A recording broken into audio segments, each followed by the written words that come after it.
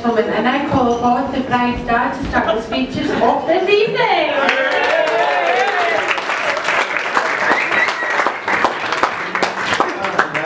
Thank you. Alright, I feel like an old phone because I got mine on paper and Matt's got his on an iPhone. So, here we go. Just downloaded it. I am old, shut up. Right. Ladies and gentlemen, welcome to the reception for Matt and Lauren's wedding. I want to say a big thank you to all those who have travelled from faraway places to get here. For those who don't know me, my name is Paul. I am the father of this beautiful bride and the husband to this wonderful, amazing, gorgeous woman here. Is that right? Did I say? Tracy. Did I get everything? So as you know, well, some of you might know, we're missionaries in Africa. So this is a little different for me because I'm used to standing up in front of a crowd of very strange looking people who talk really funny and wear clothes that have been sent by Oxfam. So looking around today, I feel really at home. Thank you for that.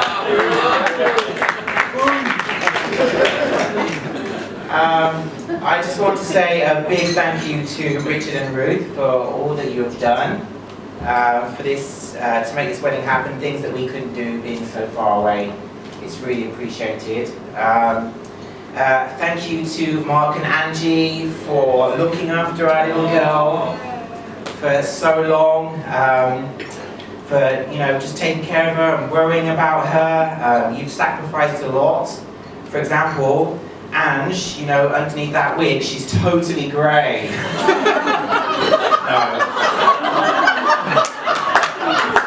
I'm joking, she doesn't wear a wig, she looks fine. Okay? It's a good dye, well done.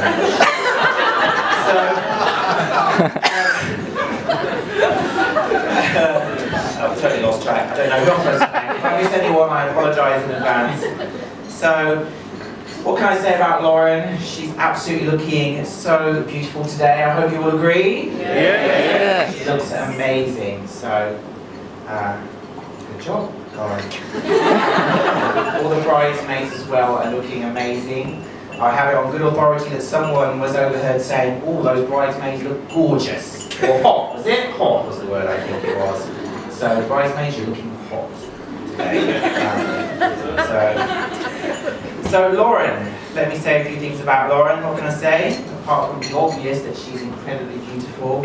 She's, to those that know her, she's very independent. Very strong-willed, which at times can be very frustrating. But I'm happy that she knows what she wants. And when Lauren knows what she wants, she gets what she wants.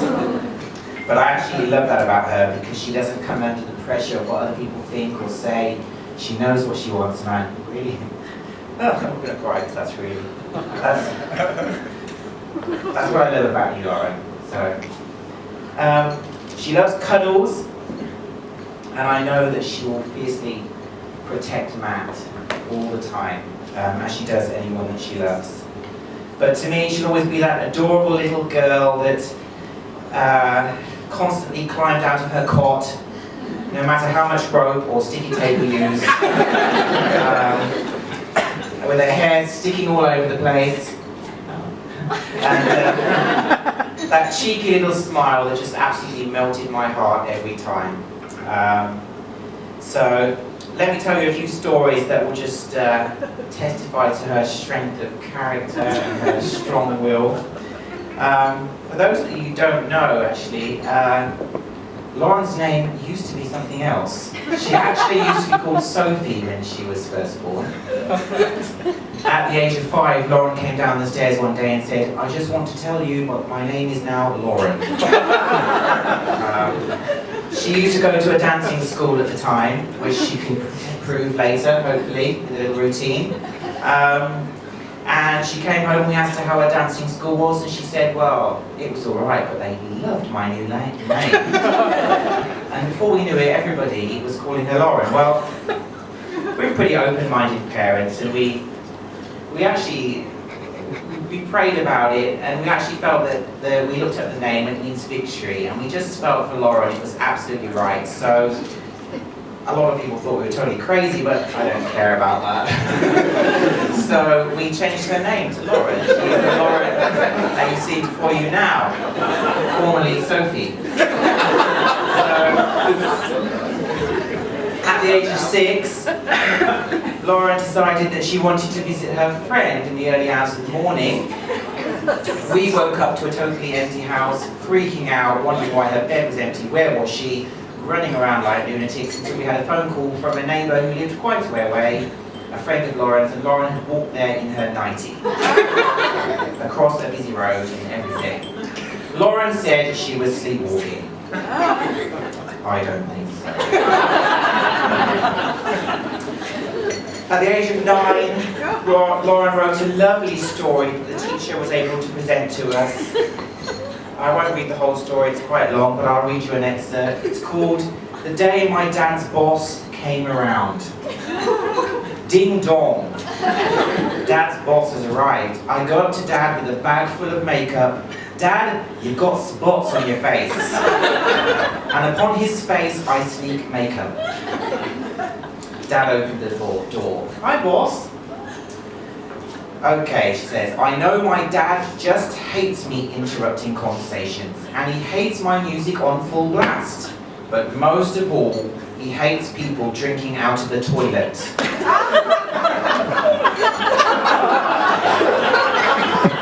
First, I will put my music on full blast. I will turn the volume up, rock and roll. That's how old. Yeah, rock and roll. I listen very carefully, but Dad doesn't scream. So I decided to do a performance. Those of you know Lauren, this is perfect. I snuck downstairs, jumped on the chair and started singing Fame. But still, Dad didn't scream.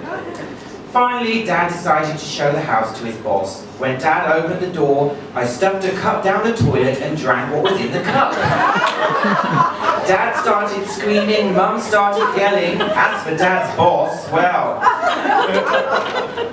He stared at Mum and Dad, ran out the house, and drove off, leaving the door wide open. And she puts in brackets at the end, just for clarification, by the way, it was only apple juice I drank. And I think that just story perfectly sums up Lauren, really.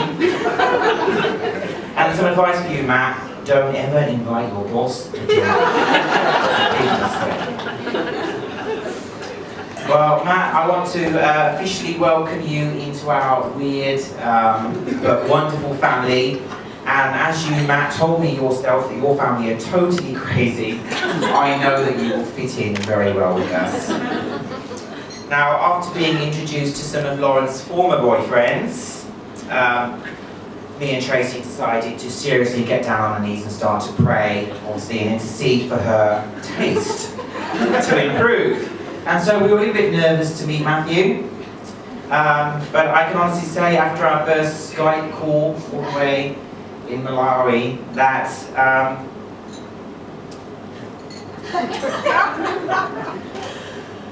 that I just knew that he was an answer to prayer for Lauren and for us. When we chatted with Matthew on Skype and I made a few jokes about him having to fill out a long questionnaire of suitability for our daughter, he joked straight back instantly and gave as good as he got, and I knew right then that he was definitely the right person for Lauren. I know that Matt has a degree in English. Well done, Matthew. So I searched long and hard for a suitable poem to share how I feel about you joining our family. And I found something so beautiful by a well-known writer, and I hope you agree and love it too. Roses are red, violets are blue. If you mess this up, I will headbutt you.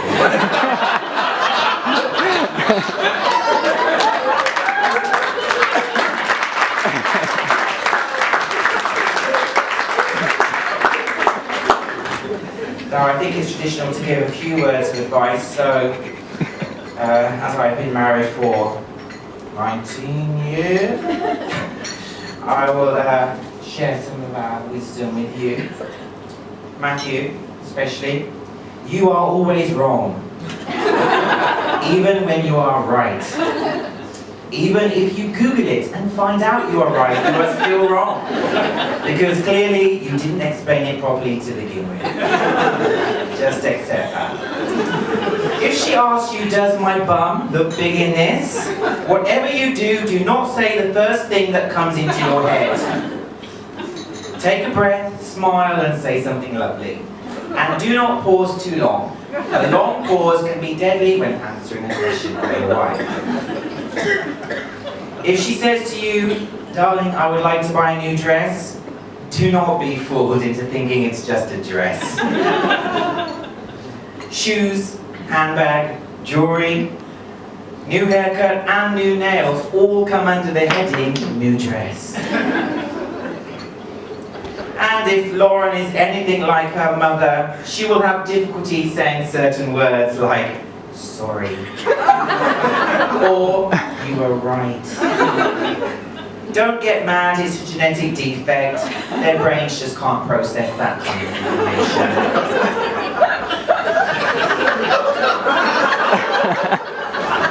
And now,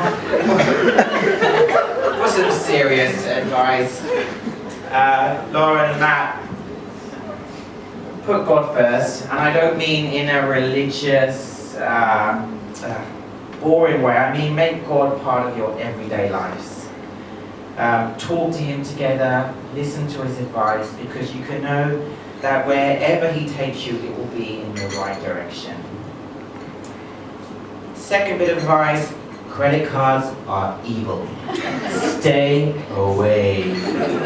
No matter how shiny they are, stay away. Now, a lot of people say to us when we're getting married, oh, the first year is the hardest, or it's going to be a struggle, you know. That's just nonsense. Don't listen to that. We didn't. We had the best first year ever, and I know that you too will as well.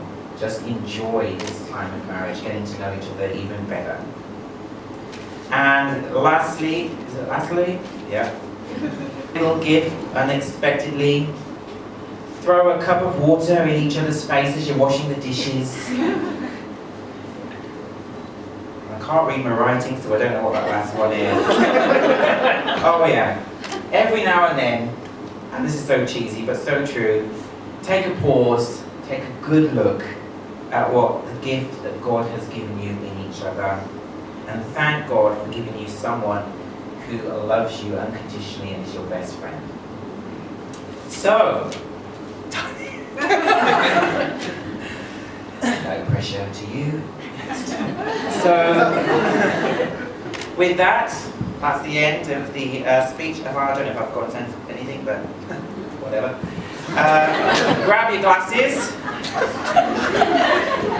Let's raise our glasses and toast to this wonderful couple, Matthew and Lauren.